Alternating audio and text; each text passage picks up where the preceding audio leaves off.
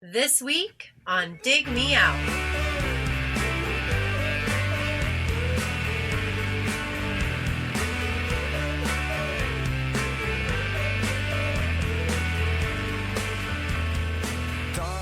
With your hosts, Jason Ziak and Tim Minichi.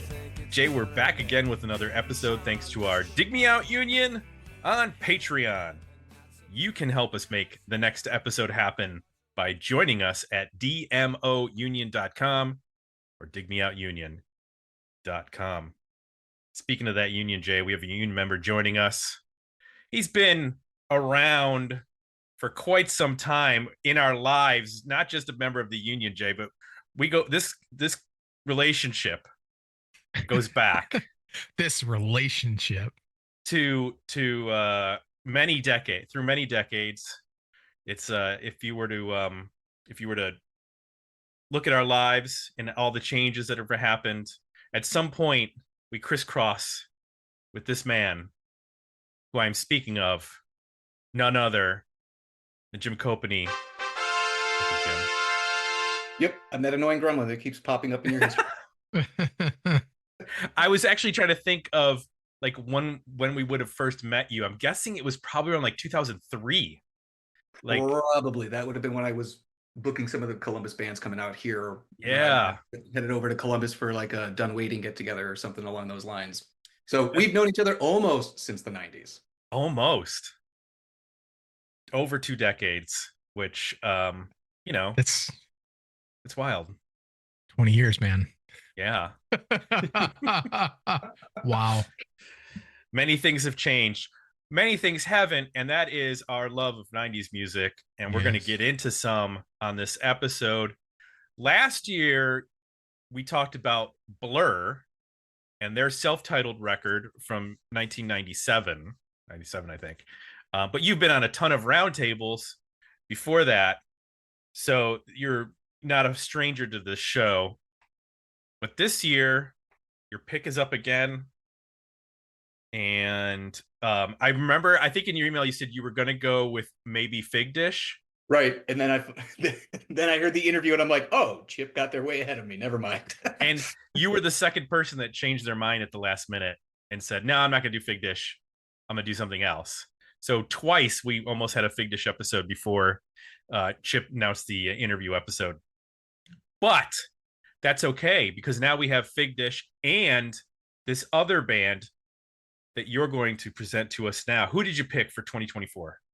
I picked the band Pavement, and we're going to talk about their album Crooked Rain, and I still cannot believe that in all the years you've been doing this podcast, you have not done a Pavement-centric episode. I know we've done a roundtable where we mentioned them, but we have not done a complete episode about them. True. So we'll find out today if that's because you're avoiding it because you hate Pavement, or if it's just something you never got around.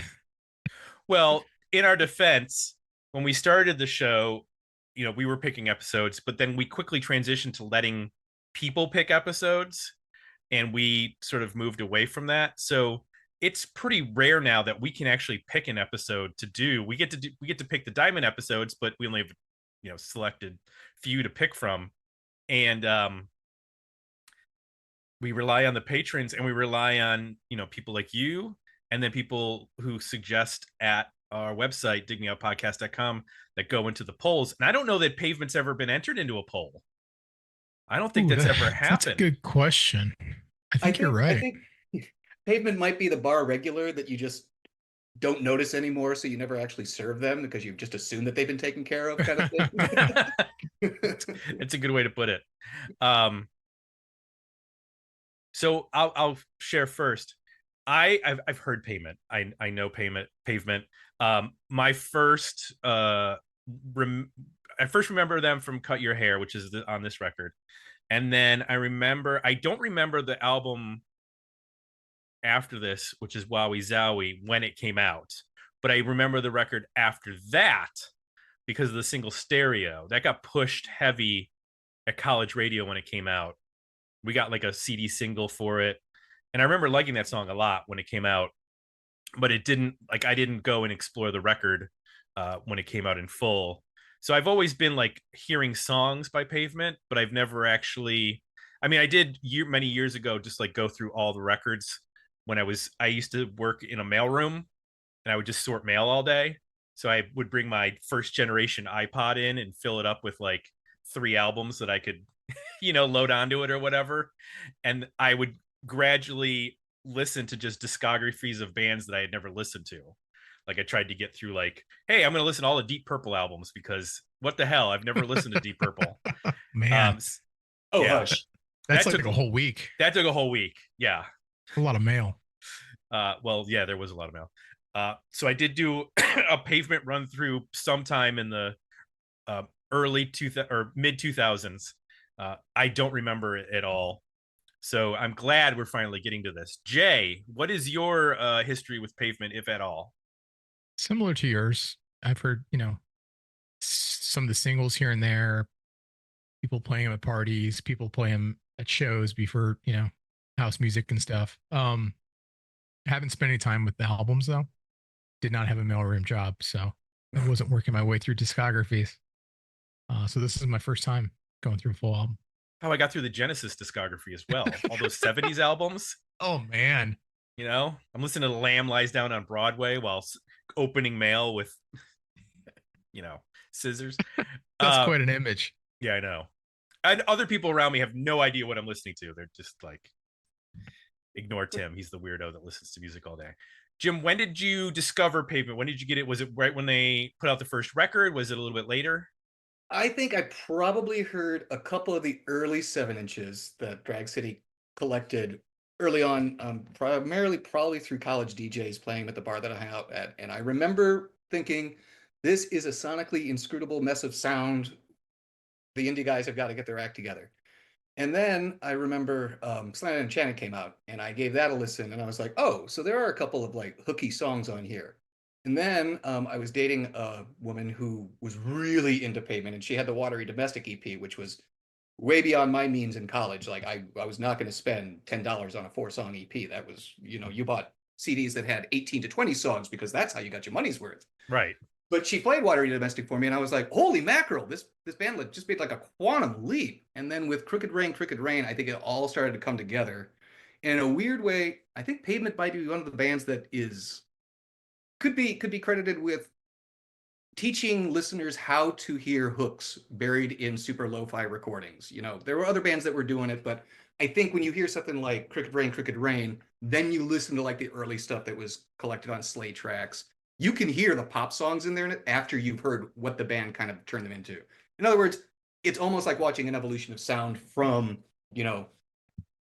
static noise from the depths of lo-fi tapedom right out into glistening high fidelity production, which would only get even more shiny as the albums went on. But on Crooked Rain, I think they hit the perfect balance of kind of their pop smarts, their really weird angular approach to some of the songs, their inventive songwriting, and also probably kicked off an entire legion of fans or people who question the fandom of the band The Fall, because that was at the time that Crooked Rain came out. I remember all the articles being like, Stephen Malkmus, heavily influenced by The Fall. And then you go and you buy a Fall album and you'd be like, this sounds nothing like Pavement. So, so I think it might also be one of those bands that early on when we couldn't, just dial up a song to hear it, we were trying to figure out how to describe them to other people, and you started to realize how different other people's pasts were.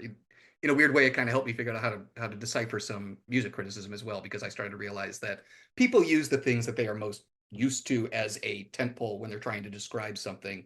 Yeah.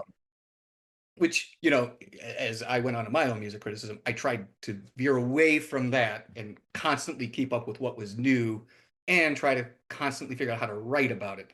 And I think a lot of that is due to my experience with Pavement. It was kind of the band that taught me that the super indiedom could hit kind of the big time, And then, later on, right after Crooked Rain, Rattled by the Rush, the riff was stolen by the show Friends and played ad nauseum. So it also proved to me that indie bands could make it onto hit TV series without getting credit, and that would help their profile, if not their pocketbook.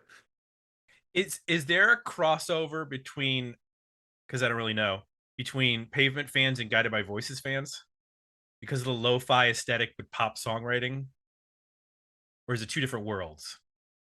I think they are two different. Let me put it this way. They both have insanely dedicated fan bases at their hardcore heart. So I think they probably share that in common. And I would assume that there is a lot of crossover and people that like Pavement like Guided by Voices.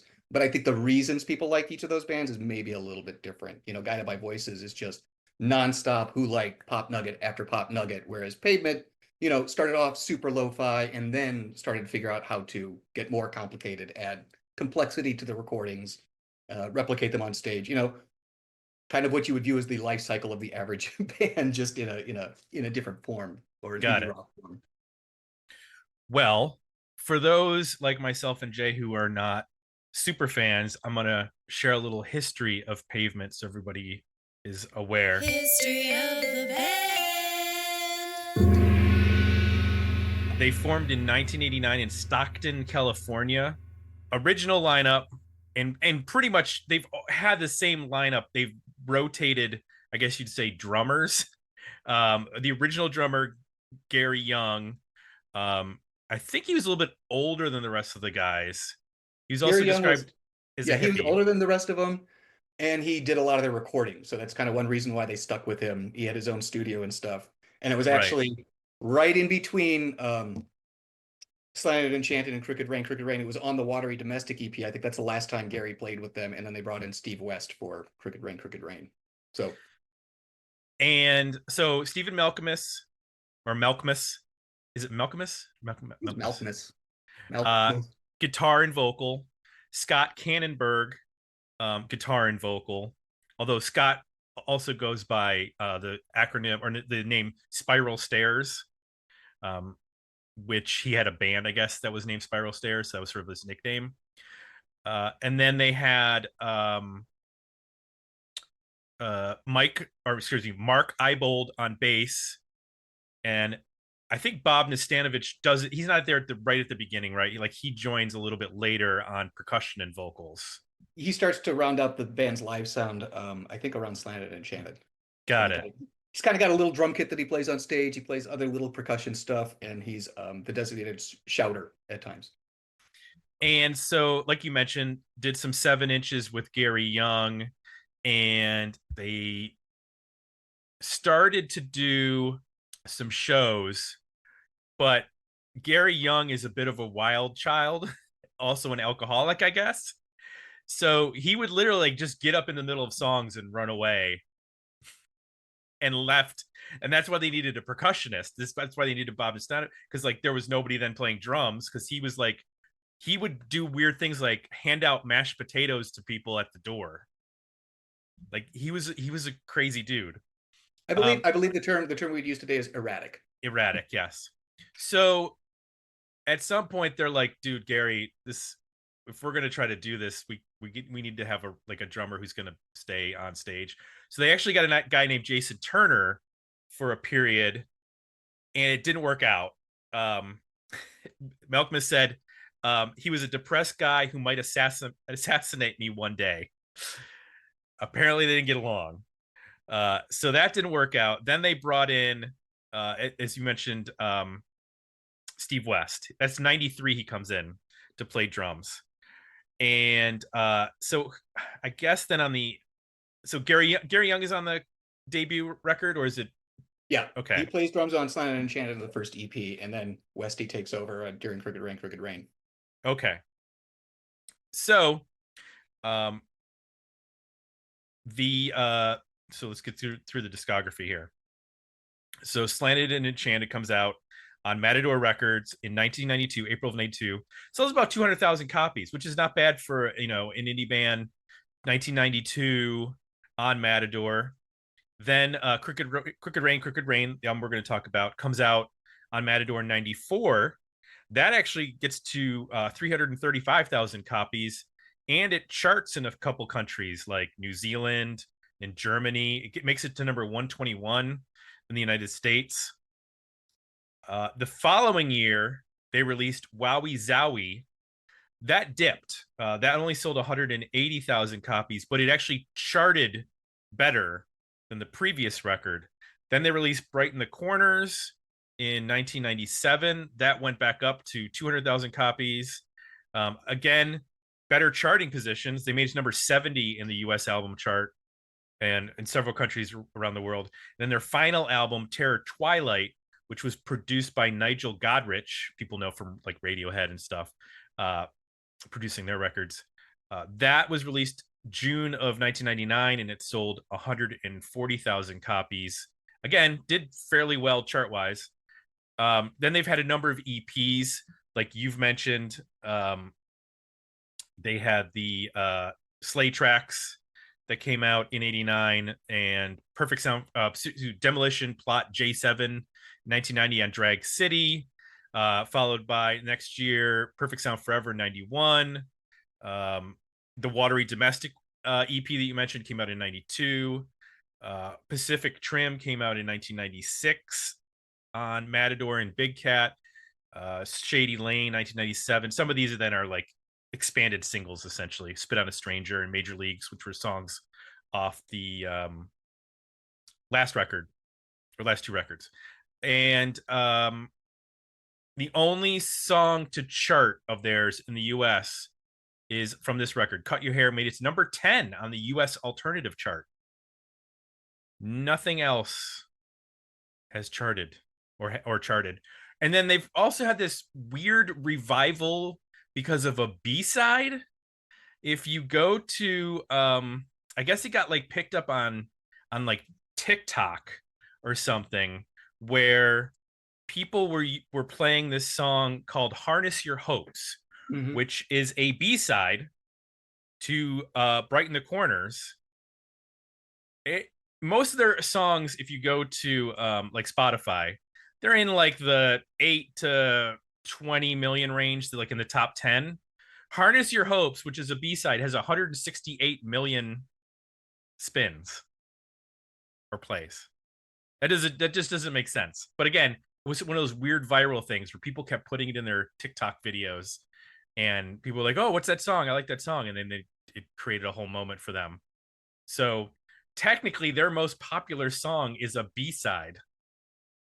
When you're talking about, you know, the current way we track music.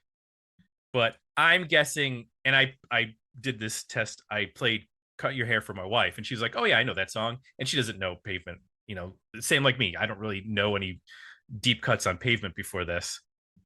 So, but she remembered it's the do do do do part.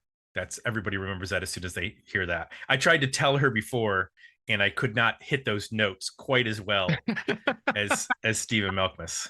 Wow. Yeah. Well, you try to go do do do. I can't go up that high. It just that top range is gone for me, both in my voice and my hearing. All the high end is gone. So thanks to standing next to a drummer for 10 years and only wearing over the counter earplugs, not custom made earplugs. So that's a little history on the band. Now they've done some reunion shows. They've gotten back together in, what was it, like 2000? Was it 2010 they played Pitchfork, or was it? Yeah, 2010. They did a couple shows, some festivals, that kind of thing. Then they went back, and Stephen Malkmus has a whole separate solo career. He did the records with the Jicks. And then they got back. They were supposed to do a 20 or a 30th anniversary set of shows for the Primavera Sound festivals in Barcelona and Porto, Portugal. That was 2020. We all know what happened in 2020. That got delayed till 21, and then again to 22. Then they finally ended up playing in the Primavera Sound in 2022. They did add a keyboard player for that tour, Rebecca Cole, who had been in Wild Flag, and so that they could play some songs off of the albums that they hadn't played. This is my favorite part of it, though. Before they did this tour around the Primavera Festival, they hooked up with a bakery in Parma, Ohio, so they could make pierogies based on the songs of Pavement. Rudy's Strudel is the name of the place. I mean, how many different types of pierogies can you make? Well, they made 5 different types of pierogi based on. Well, Jay, look at okay. I mean, you could fill a pierogi with just about You can anything. fill it with anything. I guess, yeah. You can do a veggie one. You could just do straight potato, but then you could put like sausage in there. You could do vegetables. You could do some like you could do it like an arancini Right, where you could put some peas in there. These got to be special, right? These got to be. Right. I'm just telling you, they did this. They held an event at the Schnitz Ale Brewery on August 19th, 2022, where they did a benefit show for Parma seniors, and it raised thousands of dollars for a charity. I don't know, is Bob Nastanovich from Cleveland or something? Like, I don't understand what their connection is to Cleveland, or if they just really like pierogi. Yeah, I think he lives in Kentucky.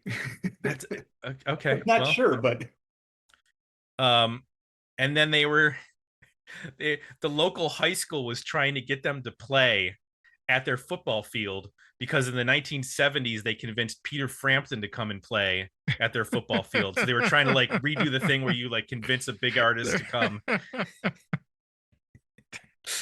I don't think that ended up working out. But anyway, sadly, Gary Young, the original drummer, passed away last August at the age of 70.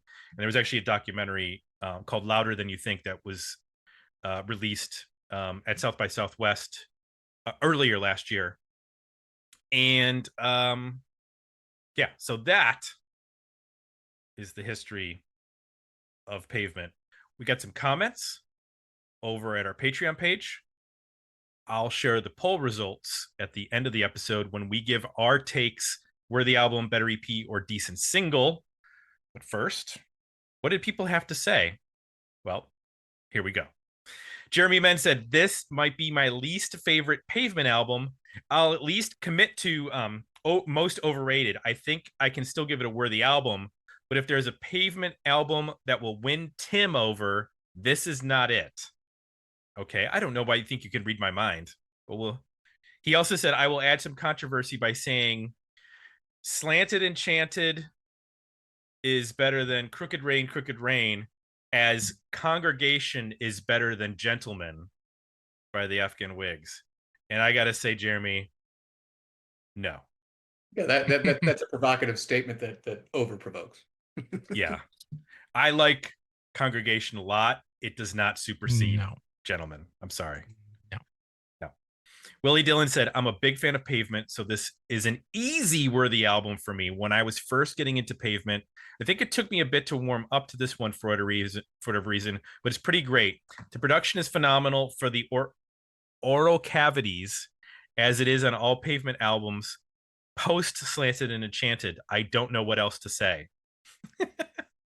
Keith Preston said, easy worthy album. Again, easy worthy album. Range Life, Stop Breathing, and Cut Your Hair, all classics. You made a comment, which we've already talked about. We haven't covered it until now. And then Richard Waterman said, I'm looking forward to seeing if Tim has changed his mind. So I guess at some point in the past, I've said that I don't like Pavement. And that's, I might have been overstating it in terms of, I've already mentioned it. I do like some of the songs. So this isn't Seaweed. Like, I don't think we're going to go down that much of a hate hole. Is that a term or phrase I can use? Hate hole, like a rabbit hole, but of hate. I'm copywriting that, a hate hole, going down the hate hole. I feel like that should be saved for a Trent Reznor episode too. There you go. The hate hole. The hate hole. Jay, let's get into this record. Tell me one thing you liked about Crooked Rain by Pavement. I like this sort of like laid back grooves that are pop oriented with these hooks and melodies, and they just ride right on the edge of disaster for a lot of this record. So I was immediately kind of pulled in by the way the record starts. It's this kind of loose warm up feel. You can kind of hear like the themes of the song start to emerge. You get a sense of like what the record's going to sound like.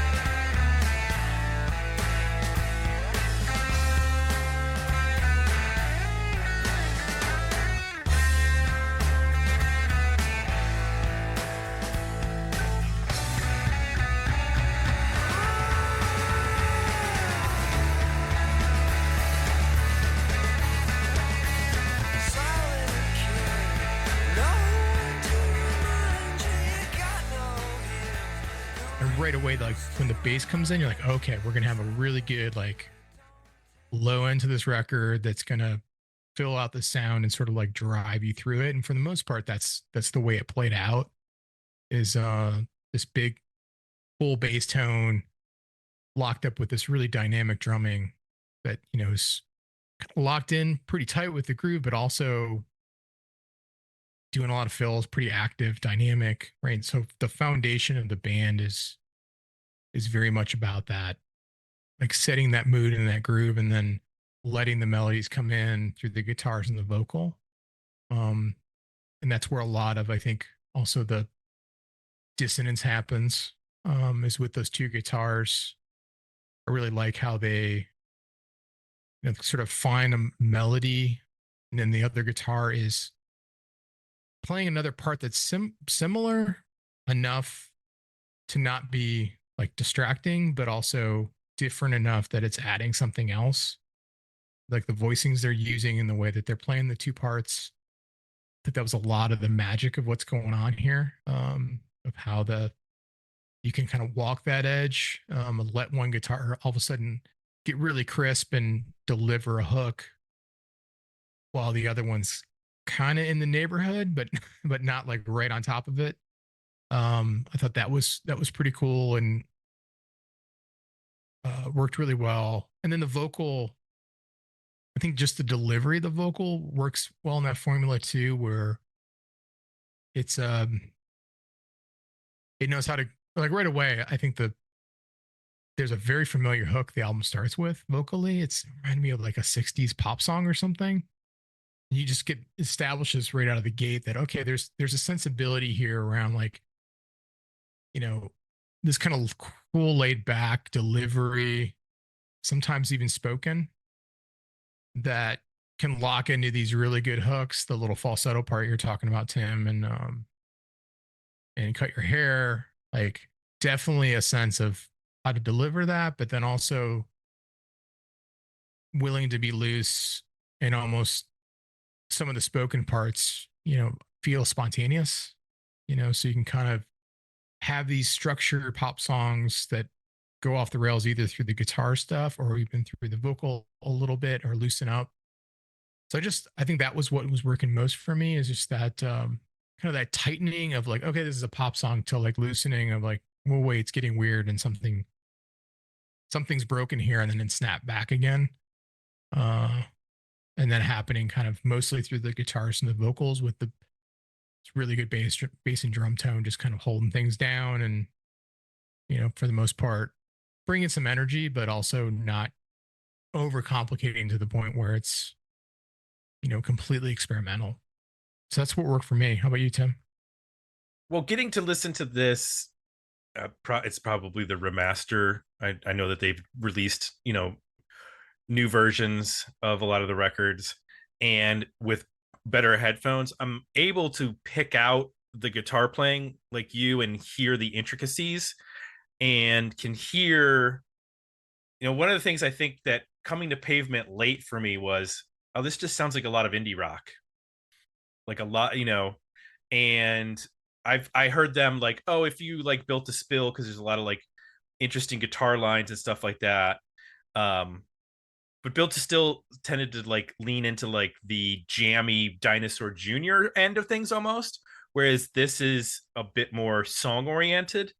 And I think being able to hear the guitars now, I get a better sense of like what is actually happening, and the intricacies of what Stephen Malkmus and Scott Canberg are doing, playing off of each other, because it doesn't seem like either one of them is the lead or the rhythm guitar. They just sort of take the parts as they come. I would imagine when Malkmus is singing, he's probably playing something a little less complicated, and that Scott Canberg is playing the more complicated part. He's probably playing more of a rhythm part. But there's a lot of times where they're both doing picking parts, where they're both doing things which are melody based rather than chord based, and it really creates a lot of weird dissonance at times. And I know that there's the slacker tag that gets applied to Pavement, because maybe the guitars aren't perfectly in tune, which I can appreciate. I mean, I listened to, we're talking about Congregation of Gentlemen. As you listen to Gentlemen, those guitars get out of tune as that album goes on. It sounds like at some point Rick McCullum just forgot to like tune up his slide guitar, and it's just all over the place, which is part of the charm of that record, right? Is like it sounds like it's sort of falling apart in a good way.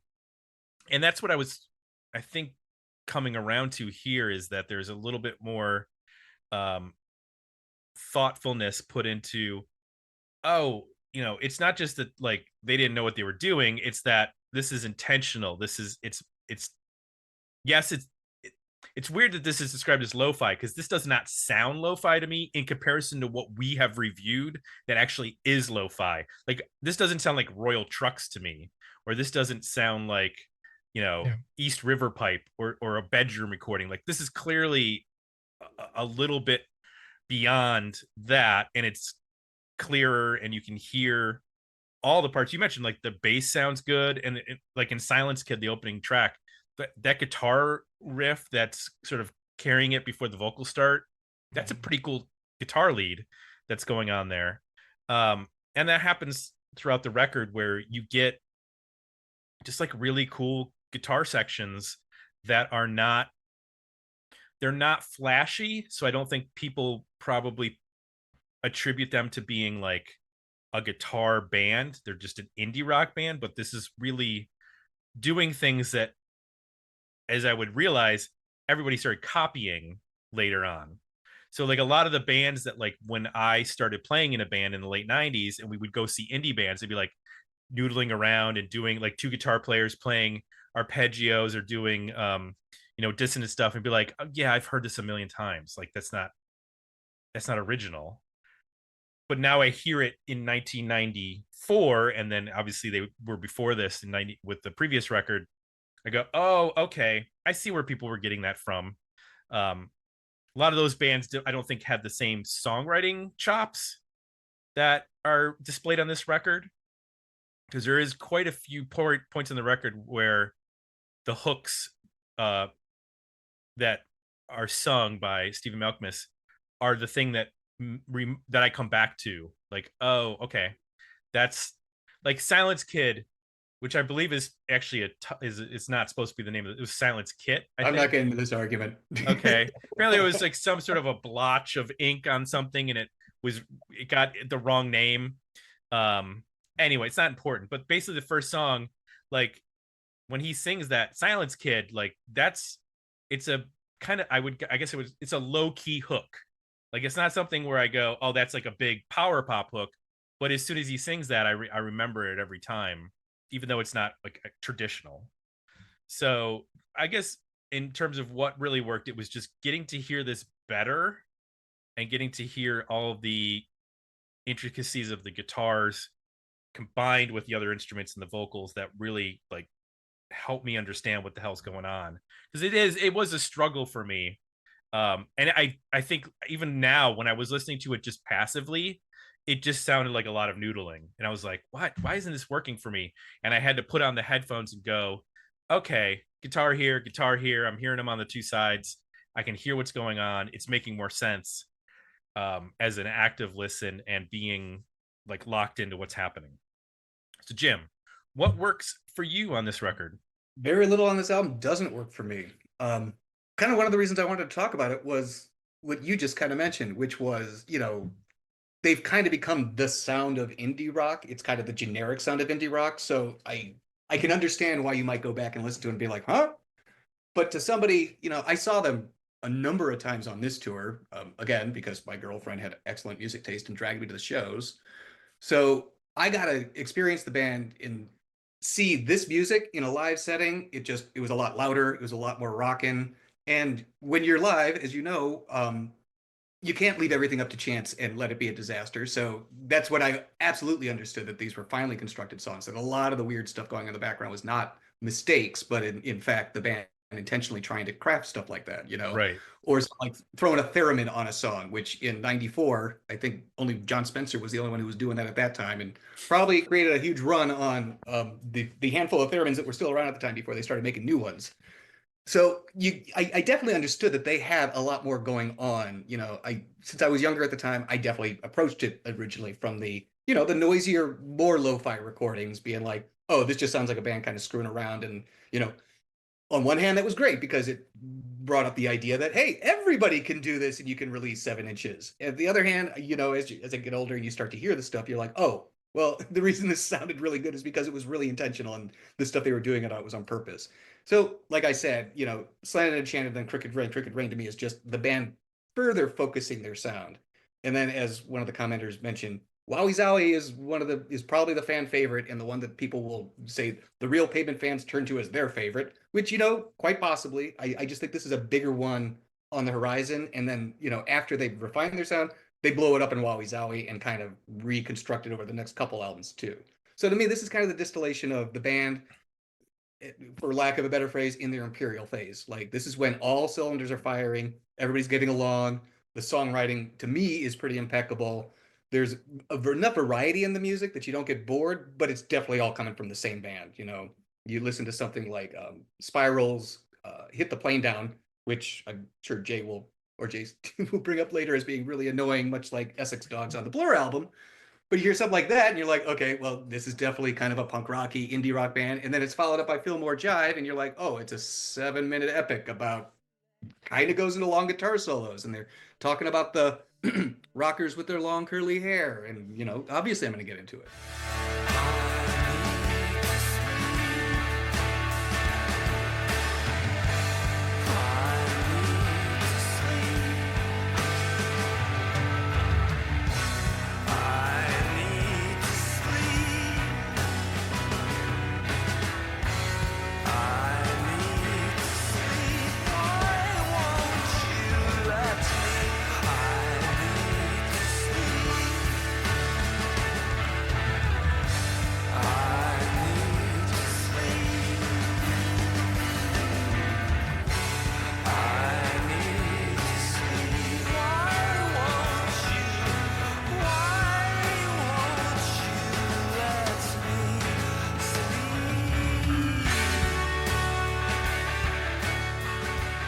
I definitely, in terms of what worked best for me, was the up tempo, like Unfair, Cut Your Hair, and even Range Life isn't a up tempo song. I wouldn't describe it as, but it has this weird, I don't know how to describe it.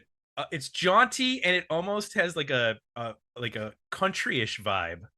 Not in the sense of like modern country, but if Stephen Malkmus and Scott Kannenberg were like, oh yeah, we were listening to a bunch of the Byrds or Flying Burrito Brothers or something like that, sort of like that weird cosmic cowboy 60s stuff, like for sure, that would totally make sense to me. I actually don't mind. I mean, it sounds a little like Wilco in parts. Oh, I bet Jeff Tweedy was a big Pavement fan. I'm guessing that because he took a hard turn after being there into incorporating weird stuff into their albums. Like once they got into, especially on Yankee Hotel Foxtrot, right. Yeah, as the band gets more experimental, I could definitely hear the similarities. I heard other bands like Cursive. It's like, oh, okay, I kind of get where some of the ideas they had came from now. Even Not a Surf, some of the melodies, I was like, this sounds a little bit like a Not a Surf melody. Yeah. That was kind of interesting to go back and discover, like, oh, that's where these other bands later in the 90s potentially got some of the ideas. I actually really like in Hit the Plane Down, the bass is weird. Like, I don't know what the hell he's doing on that bass, that do, but that ringing, like, that's a cool guitar part. Like, that sounds like a weird, like, surf guitar thing happening.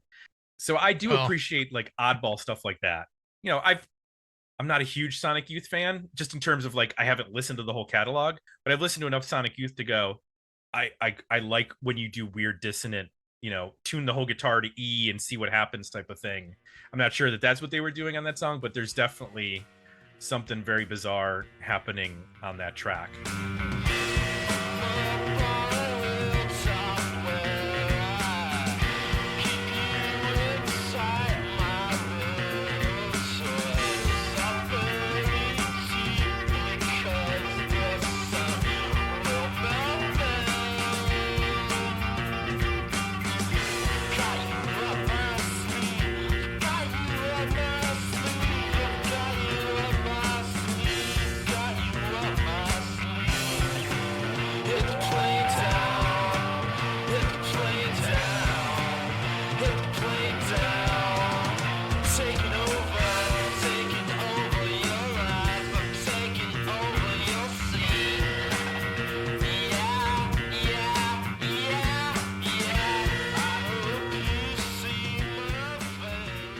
Jay, I do need to ask you though, what do you think of the jazz track 5 minus 4 equals unity, which is, to me, it sounds like they're doing like their version of a Dave Brubeck song.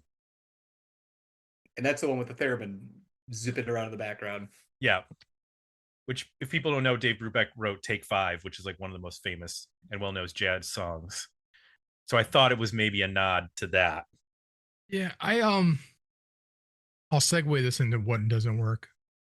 So I thought that was interesting because it's in the middle of the record. It exposed to me conceptually maybe what they're doing on sort of the rock material. Like, oh, okay. Like, this is calling back obviously to jazz, and like they're showing a technical ability and playing the jazz song and like shaking up the instrumentation, and like they're telling you something. Like, I felt like I was being communicated, like conceptually there's something bigger here than maybe what your first, impression is. And it's also just kind of a fun like mid-album break. Mm-hmm. To me, it wasn't necessarily that song. It was after that song. I think Range Life is one of the stronger songs in the album. But then the last 3 songs, it really goes off the rails. Like, it really gets loose. Fillmore Jive kind of picks up in the middle and has a pretty solid hook and has an emotion to it that works for me. But I was even like the last 3 songs sound different. They just sound smaller and thinner. And so after the jazz song, it just sort of, I was expecting more of a reset and like, okay, we're going to go to side 2 and it's going to be a lot like what we heard in side 1, but it's kind of not. They threw another curveball with the country song, which I thought was cool. It's like, oh, this is another side of the band. Interesting. Okay. They're doing jazz. They're doing experimental stuff. They can do pop stuff. They can lean into like a country vibe without getting like too derivative. There's not like pedal steel on there or something. It just has this like feel to it that worked. But then as the album deconstructs through Heaven as a Truck and Hit the Plane Down and even the beginning and portions of Fillmore Jive, I just lost the script on like where the album was going, what it was about, what the band was about. It started to become just too experimental. Like I mentioned, what I liked is what they're riding that edge of like disaster of like, oh, this is a pop song, but it's a little weird and it's going off the, oh, this comes back again. And like after you get past the jazz song, it's like, wait a minute, now we're off. We're in the ditch. We're driving through the woods. Like, I'm not sure if we're ever going to get back on the road again. So that was sort of my journey with the record. And I think the jazz song is the sort of signal for when you're going to make that left turn. Anything not work for you, Tim? Yeah, I kind of agree with you because, like, for example, Heaven is a Truck. You've got a okay, a strong song for like 2 minutes, and then like the last 30 seconds, it just like falls apart, which I'm sure was intentional, but it sounded like, okay, if you're gonna do that, just make that the last track, like let the album fall apart. But then there's 2 more songs. Hit the Plane Down is aggressively dissonant in a lot of different ways, and then you have, like you mentioned, Jim, like this almost 7-minute long jam at the end, which is weird because this album is so tight. If you look at it, like of the first 9 songs, almost all of them are 3 minutes or less. There's I think there's one, Stop Breathing is 4:28, New Work Wilder is 3:54, and Range Life is 4:55, but everything else is like really tight. And it showed me like, oh, they know how to write a tight, concise song and put it all to use. That just kind of goes away towards the end of the record.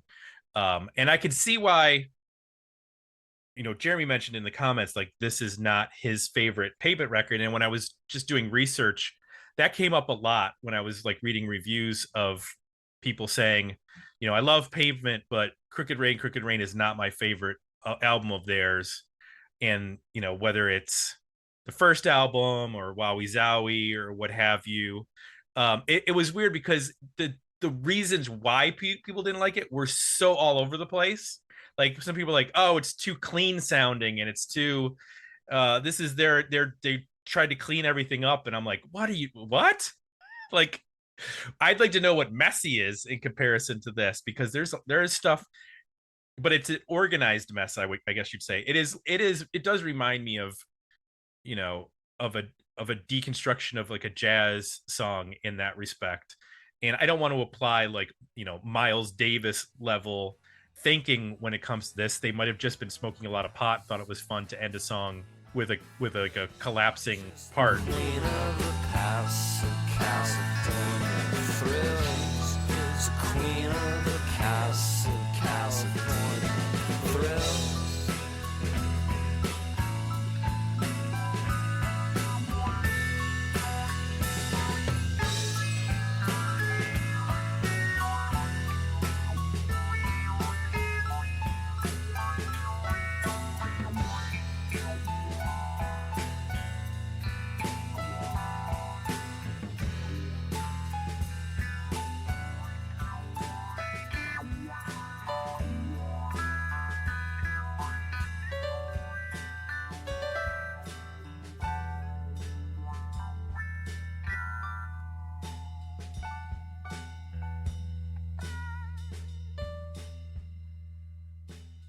Overall, it's just songs that have more energy work better for me. I also like Stephen Malkmus's vocal better there, because he pushes it a little bit more.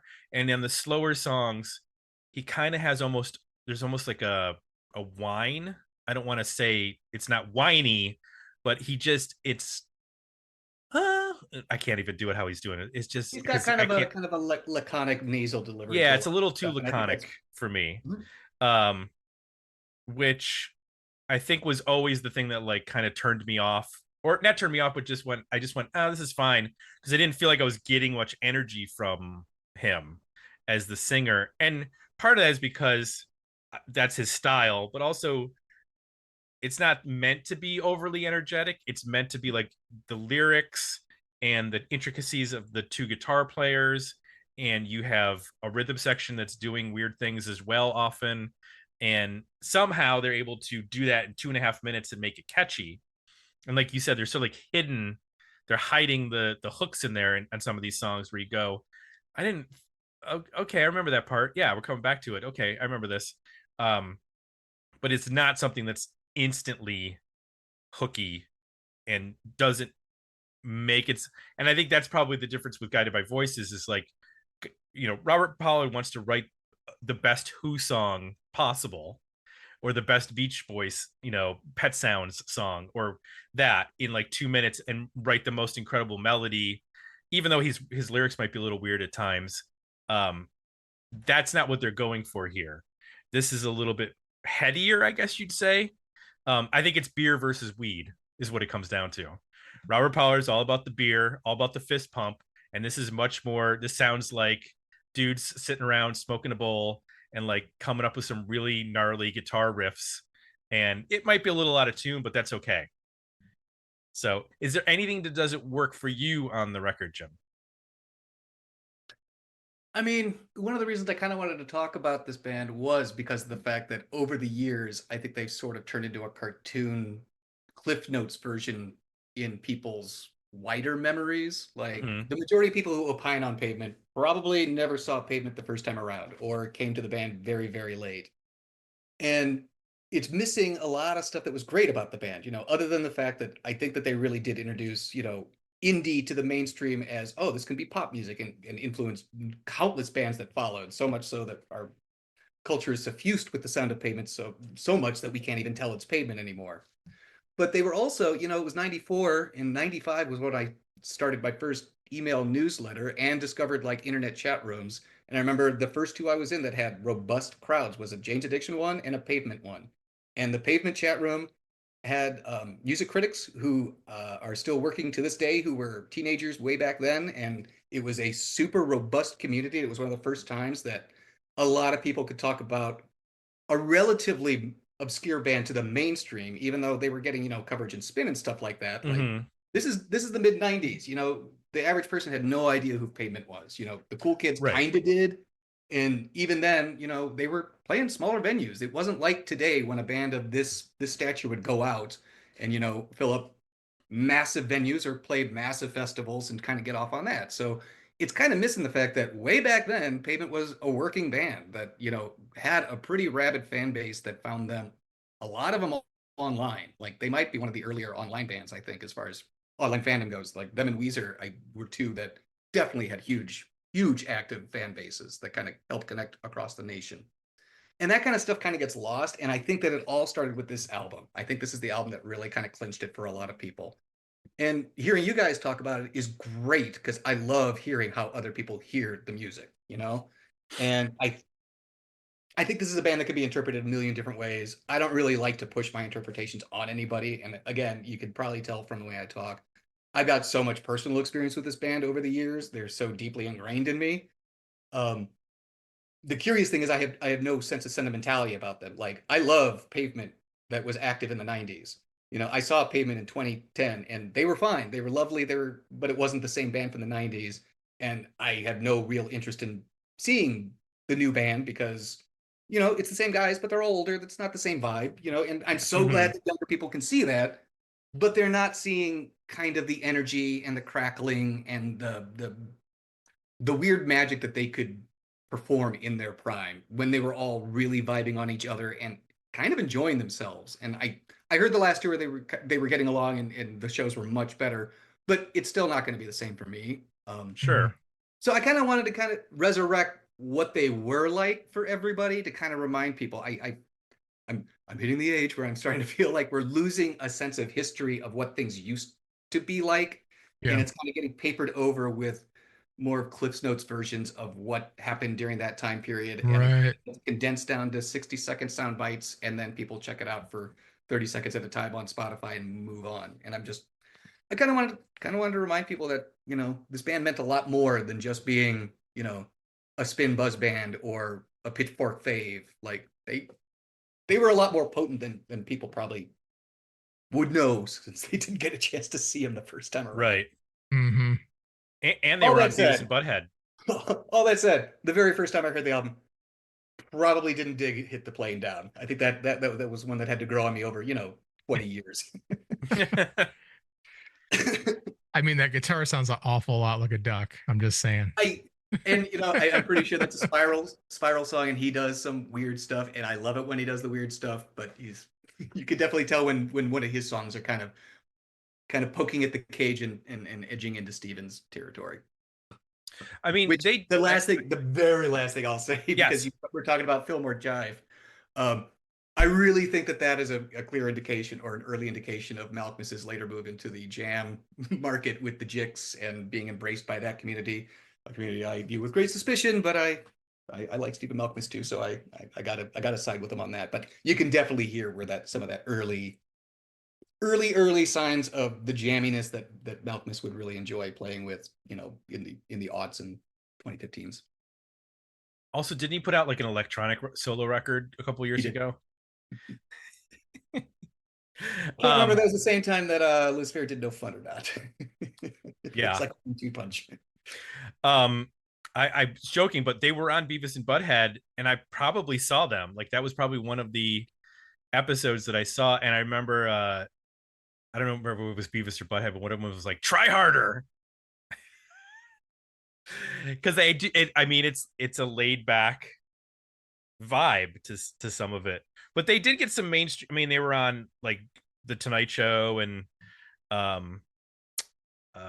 one of their songs was in a very Brady sequel for a moment. I don't know if it was like a montage or just in the background of a scene or something like that. Trying to imagine the Brady kids listening to Pavement. It doesn't quite work for me. But they also did a song for the Brain Candy soundtrack, the Kids in the Hall movie, that was actually pretty good. That's another thing that people miss about Pavement is that in that era, you know, we didn't know when a single was coming out. We didn't have stuff online telling us, you know, I didn't have the ICE order form that the record stores did that told you what stock was in the near future.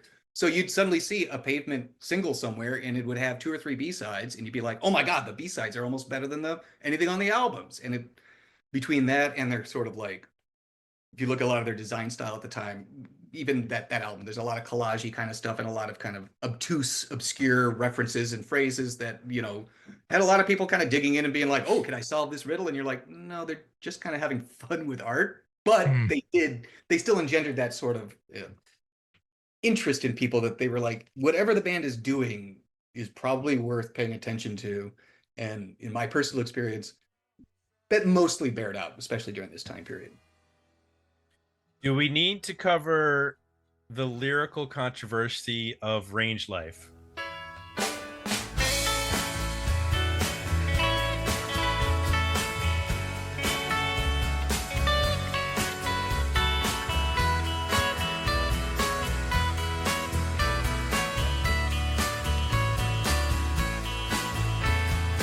Out on tour with a smashing pumpkins, nature kids. They don't have no function. I don't understand what they mean. I could really give a fuck. The Stone Temple Pilots, they're elegant bachelors. They foxy to me, or they foxy to you. I will agree. They deserve absolutely nothing, nothing more than me.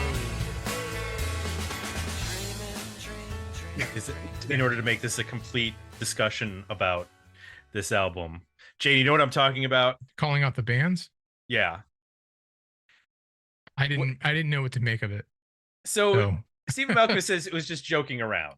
Like, I am reasonably certain it was just joking around.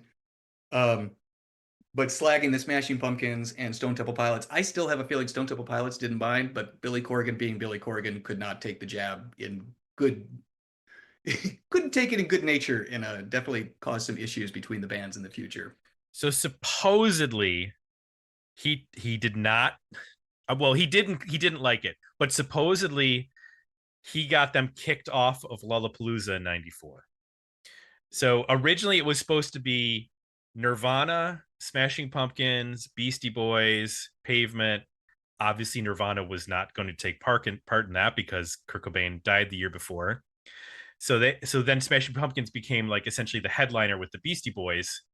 And because of this song, he went to the people at Lollapalooza and was like, we're not playing if you put Pavement on Lollapalooza. So now, whether that actually happened or not, they ended up playing Lollapalooza like 2 years later. I think it was the following year. Or the following year, yeah. Which I guess they were, they just would get up and jam a lot. Like they didn't actually play whole songs. It was like they intentionally were being frustrating. I don't know if they were like taking it out on Lollapalooza for backing down the previous year, but that's one of the things that I read about that era, that there was. And also this is when I think, maybe not this record, you mentioned that this was like their what'd you say, imperial period. There ended up starting to be some fracturing within the band as they move on, to the point where like they get to the end of the decade and Stephen Malkmus is like, I'm out of here. He couldn't stand to be around them anymore. And they would be like in the studio and nobody would be doing anything. They'd be playing Scrabble and nobody would want to record anything. You're like, you're paying an ungodly amount an hour for studio time and you're not like recording anything. You're just hanging out and playing games. Yeah, my understanding is at the end, the general consensus was Malkmus didn't feel that Pavement could execute the music he wanted to do the way he wanted to do it. I think he wanted people who are even more technically proficient. He wanted a drummer that could, be a studio drummer as opposed to Westy, who has a very particular style and it fits Pavement perfectly. But, I think like most musicians, Malkmus hit a point where he's like, I'd like to mix it up. I'd like to get some people in here who are maybe more technically minded, more studio minded, more that kind of thing, so that I can just kind of dictate what I want to do and they can execute it. So, which, seems fair. And I to be honest, I'm kind of happy that the band only lasted about a decade. Like they didn't really have a chance to burn out too badly or like piss anybody off. They just kind of showed up, did their thing, and then disappeared. And for the record, I saw the Lollapalooza in Chicago with Pavement, and they did play complete songs. Maybe they did? Okay. Maybe they were jerking around elsewhere, but we at least got a good set. I then fell asleep during Hole, but that's more of a late afternoon Lollapalooza problem. It is interesting that they're basically their entire discography is within one decade. Like that doesn't happen. Sometimes you have bands that obviously stretch past that.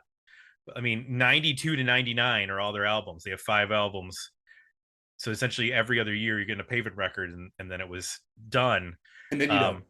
And then although I guess they were jamming in 2022 when they were playing songs. They never committed to like releasing anything, but they're like, yeah, we jammed on some stuff, but nothing's going to happen with that. So unless people got recordings of those, like I was saying, I'd like to think hearing the good reports of the last tour, I'd like to think that they're just having a good time playing together. Like I personally would prefer never to hear them record another thing as Pavement. Like I think that Pavement is done. I think that they were great. You know, they want to come out and do an occasional tour so that people who didn't see them can relive, or people that did see them want to relive the glory days. Like I'm all for it. I think that's awesome. But I'm even happier that they just kind of did their thing, hung up their hat, and then moved on. I got to imagine it helps with the bills too. Like I'm sure they're getting paid okay when they do these reunion tours, that they're able to, pocket some of that, pay some mortgages, that kind of thing. Because as mentioned, their sales weren't exactly huge in the 90s. And even their streaming numbers now, except for that random B-side, are not enormous. So it's not like the music ever, I think they spent like $100,000 on the last record. So they definitely did not recoup that. Poor Matador, like kept with them. I mean, hopefully Matador had low overhead and kept everything relatively inexpensive, because they were only selling between basically 100,000 and 200,000 a record, except for Wowie Zowie. So well, let's get into overall ratings on this record. Worthy album, better EP, or decent single? I will share our poll results in a moment, but Jay, where do you land on Pavement's Crooked Rain, Crooked Rain? It's close. I'm gonna go with a Worthy album. I'm pretty much all in through 5 - 4 = Unity. I start to scratch my head a little bit from that point forward, but I think that song is, I don't mind Range Life. I like What a Bit. I like, half of Fillmore Jive. So it's really only a couple songs in there where it gets a little rough. I can skip those. And I think bigger picture, I think I'm in a place where I can appreciate this album. Both in better understanding conceptually what they're doing, but then also like enjoying hearing how it influenced a lot of other bands that I like, which, to your point, Tim, I think there were so many bands, I think, copying them or inspired by them that it almost became impossible at the time to distinguish. Especially with my, I just still listen to so much more music in the time since then. I just couldn't discern the difference. And I think now I can discern the difference. So I appreciate it more now. And I like hearing the context, which sort of they inspired and existed in now when I listen to this record. So Worthy album for me. Where'd you land, Tim? I think I'm at a better EP. I just really like the up-tempo stuff better. So I would take like Silence Kid, Elevate Me Later, Cut Your Hair, Unfair. Was that 4? I like Gold Sounds 5. I do like the little jazzy song 6, and then Range Life. That would be my 7 songs for my EP, which is, I think, I think people thought I was going to hate this based on me making maybe some off the cuff comments in the past. But like I said, I do like Pavement singles that I've heard.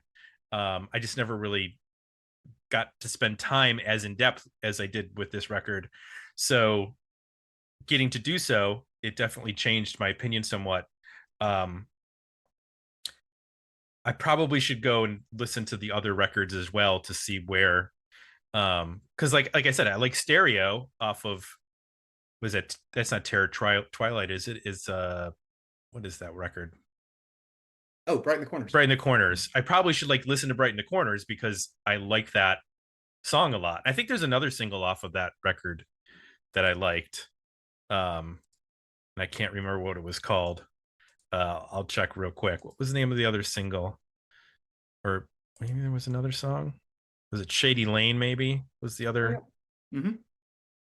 So, yeah. Worthy, or sorry, Better EP, Worthy album. Jim, this is perfunctory, but go ahead. It opens with more cowbell. It's an album with a theremin solo in the middle, and it closes with an epic jam. It's a worthy album. Guess what, guys? You win. Worthy album 92% at Patreon. Geez, Tim, that's embarrassing for you. Better EP 8%.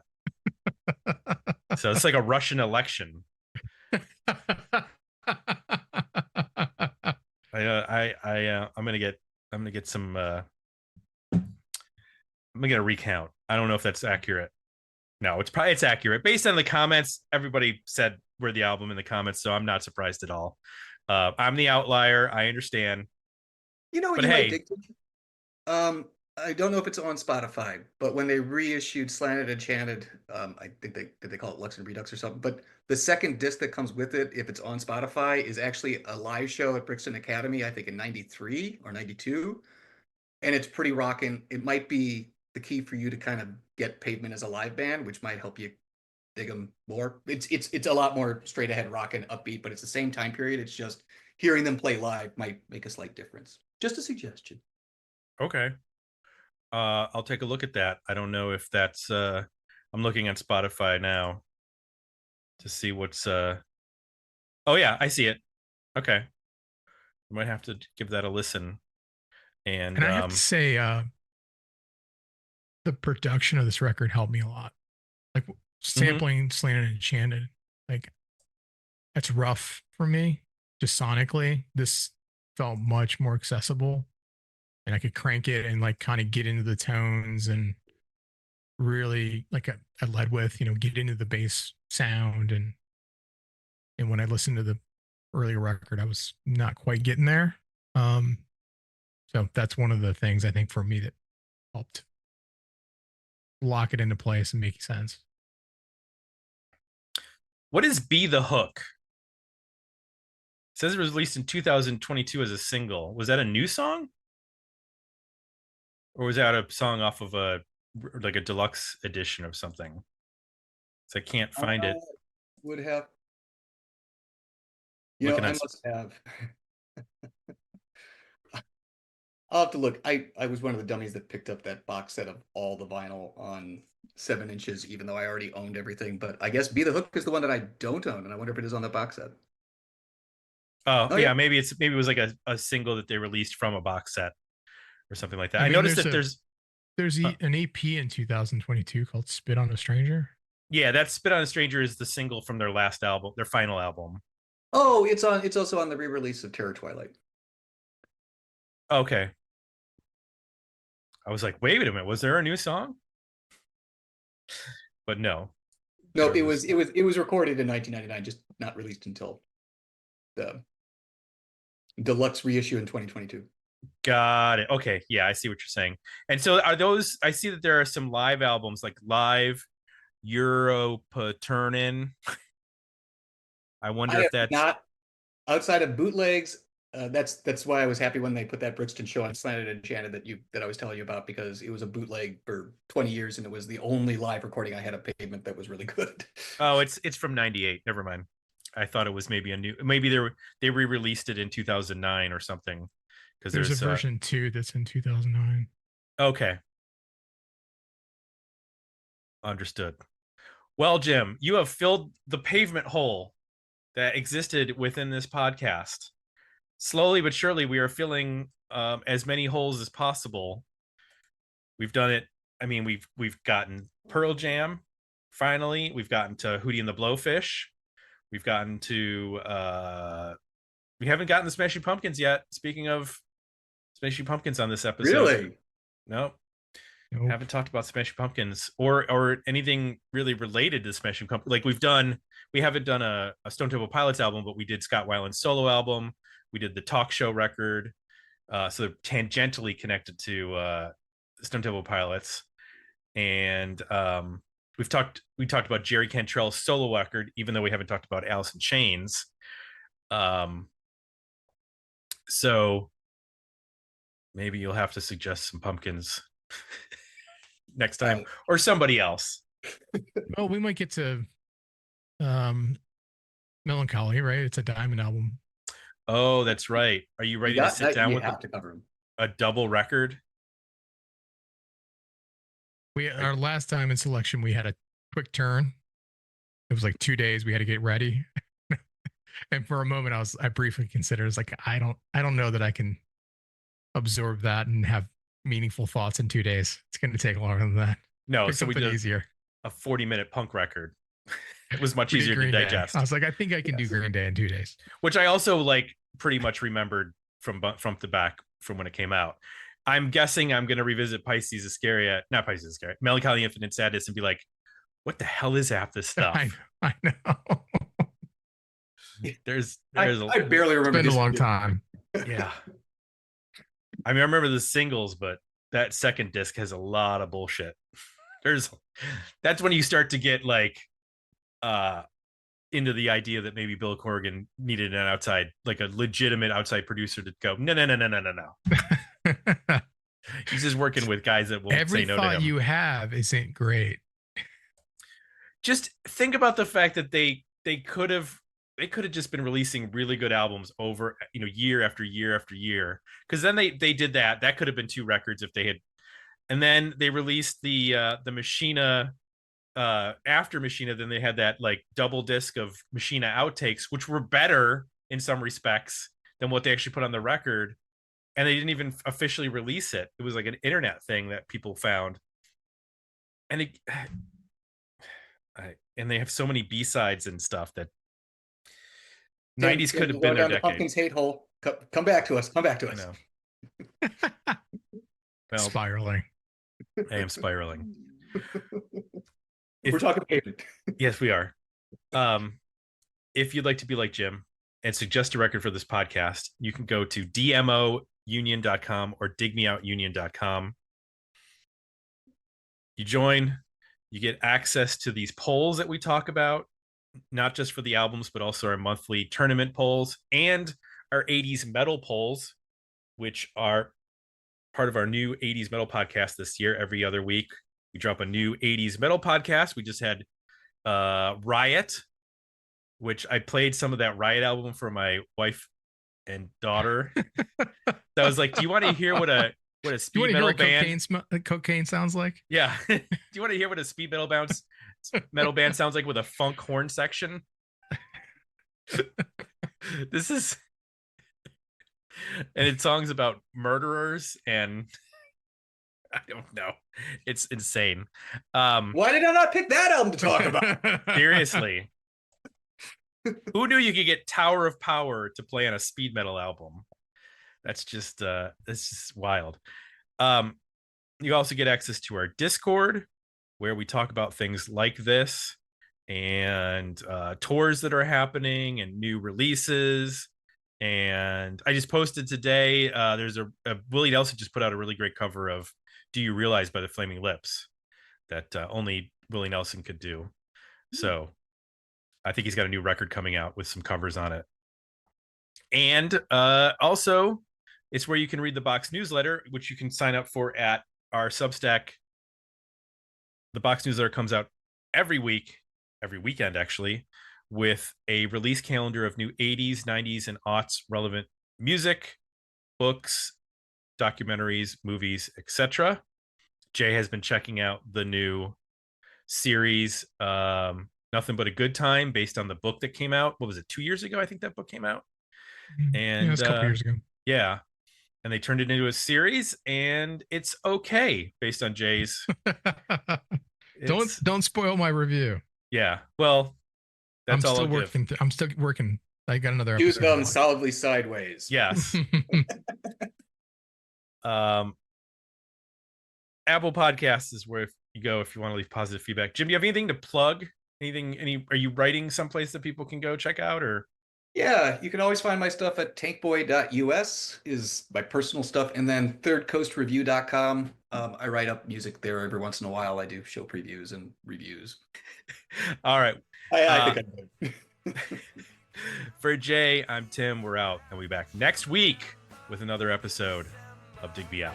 But I won't need you when I'm gone, and if I go there, I won't stay there, because I'm sitting here too long. I've been sitting here too long, and I've been wasting, advocating outward.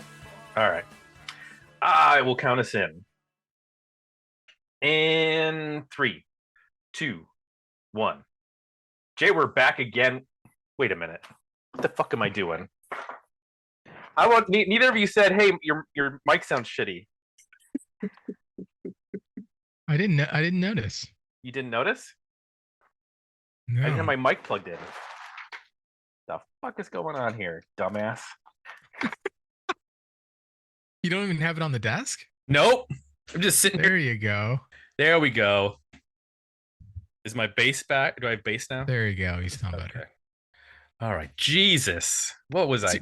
Is this your I haven't first even episode? taken my. I know. I haven't even taken my gummy yet. I shouldn't have. I shouldn't be absent-minded so quickly. Okay.